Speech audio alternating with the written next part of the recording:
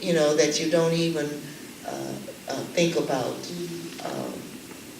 trying to make a difference, not only in Annapolis, but making a difference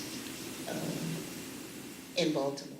And see what happened in the past, the money goes to general fund because it goes as a result of the casino gambling, which we needed a constitutional amendment to actually have casino gambling in the state of Maryland. So because it was, and because this is the funds for it, we thought it was best for the constituencies to make a determination, and we locked the money out and designated it specifically for education and educational purposes alone.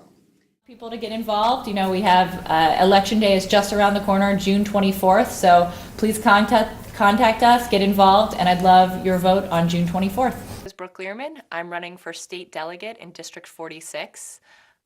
I'm running because I love Baltimore City. I live in Fells Point with my husband and son.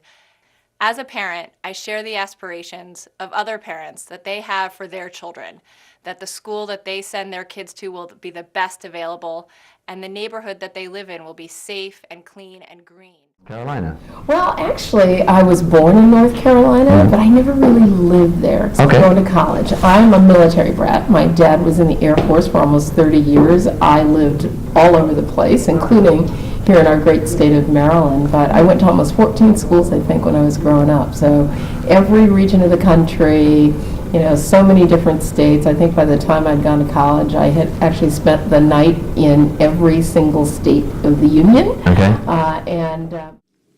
I have been an advocate for people all of my life, starting from being a PTA president for 2 different public schools, all the way to organizing and forming a brand new union, representing 8,000 city employees, over 500 different classifications, and that ranged from people with no skills all the way up to people with doctorate degrees.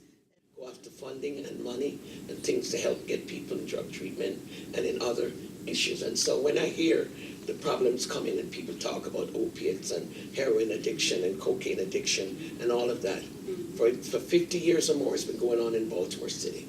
We never said anything, we never did anything. We let them die. But now that it has spread into the larger community, now we have more bills on opiate than you can ever imagine. So that's.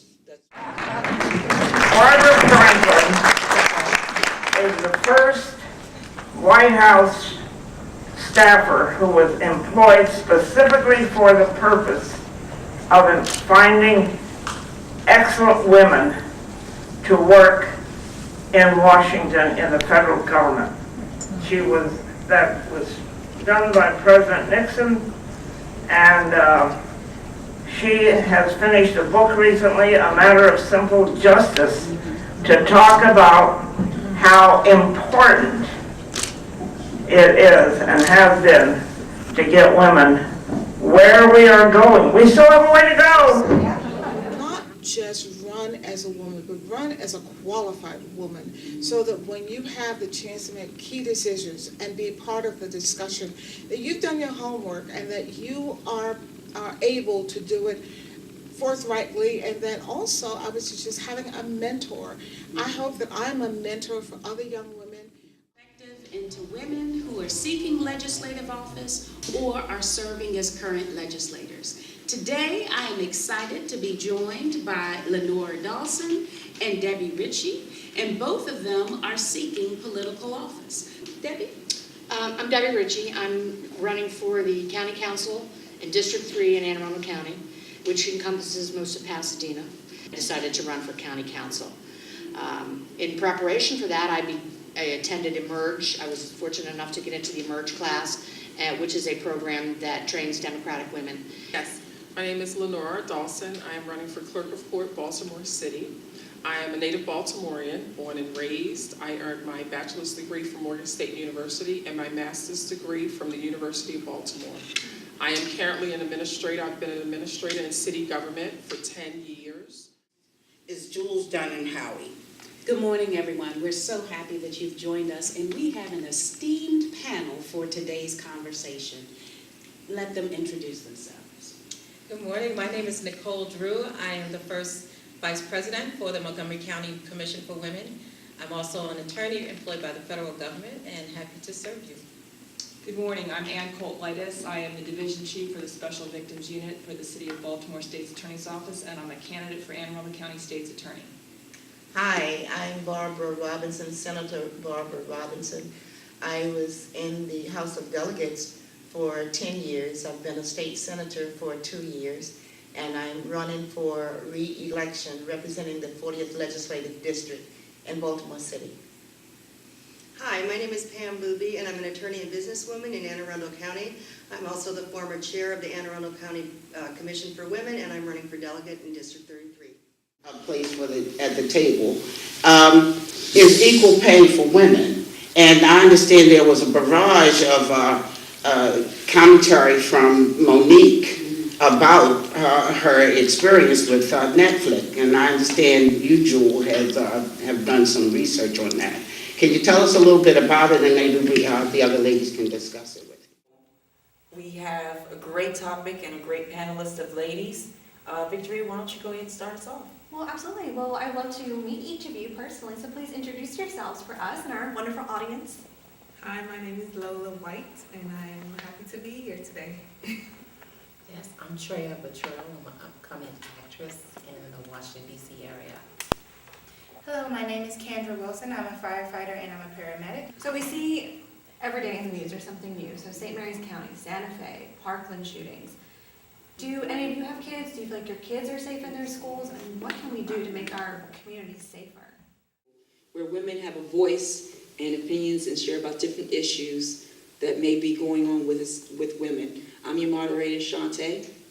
And I'm your co-moderator, Victory, and we have an exciting group of women with us today. Hello, and welcome to A Place at the Table. My name is Jules Dunham Howie, and I serve as host for this wonderful show. I am the CEO of Jewel Enterprise, a development consultancy firm out of Baltimore, Maryland, and the president of the Maryland Black Caucus Foundation. The three most significant civil rights acts. So people felt that the battle had been won. But we all know that first laws passed doesn't mean guaranteed opportunity.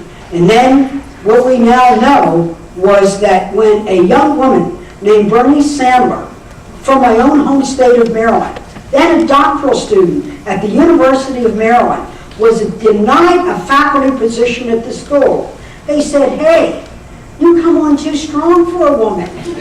We don't know if you're going to quite fit in. Gee, we don't know about you.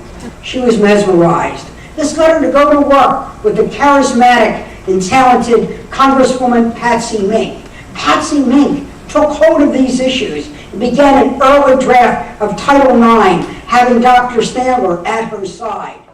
That place was the passage of Title IX. Thank you, Senator Byer, for your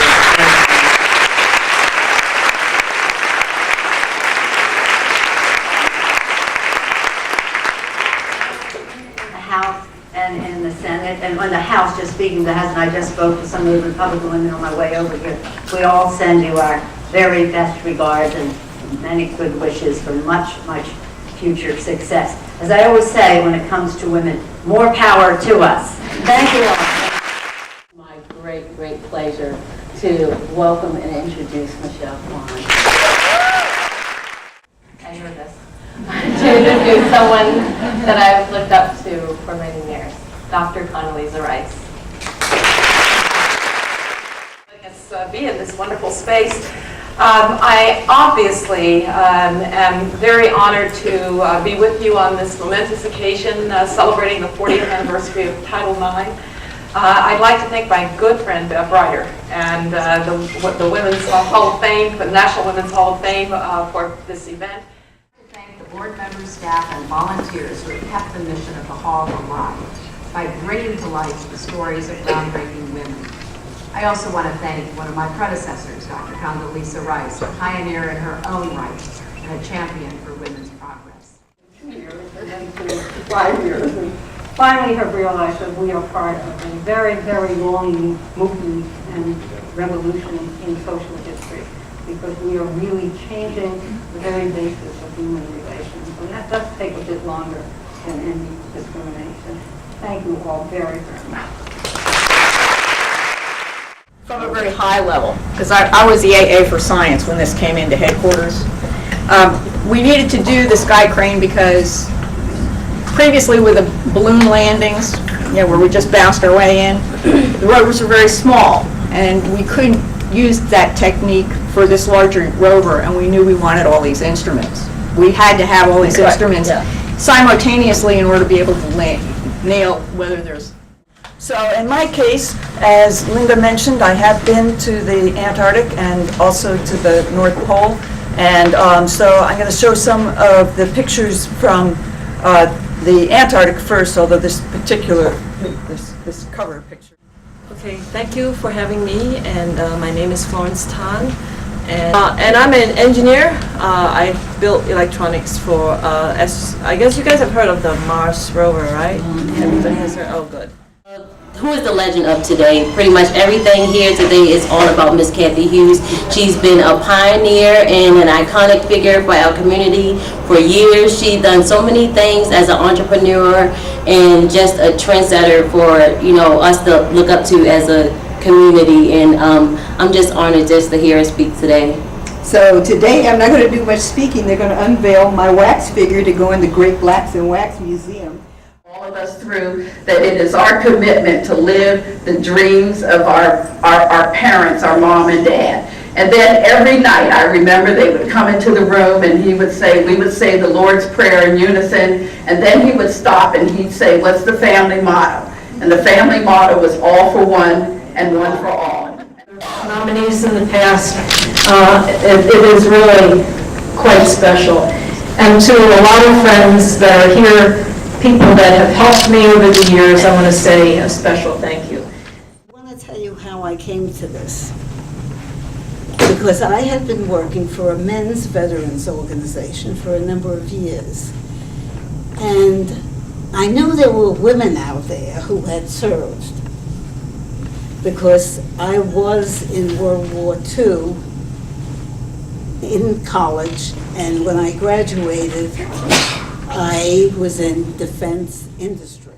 I got started in the 60s after I came back from Iran, where I had been for 2 years, following my husband, who was with the Harvard Advisory Group, advising the Shah of Iran with the 14 other advisors from different parts of the world. Involvement in this is a primary sponsor. The two numbers of our bill have been introduced. I want you to all write them down because, as we know, everything in the General Assembly is a function of bill numbers. So here they are: House Bill 294 and Senate Bill 224. This is a very highly technical bill. I am myself personally thrilled to be getting this award. I thank Beth and Beverly, co-presidents of the Hall of Fame, for this wonderful honor. And I'm pleased to be joining so many wonderful other inductees today. Needing all of my time, I'm needing to unwind. The best is yet to come, they say. Mindless wandering eyes, I'm needing to unwind. The best is yet to come, they say. Keeping the legs moving. No jumping because we're not going to jump today. So here we go.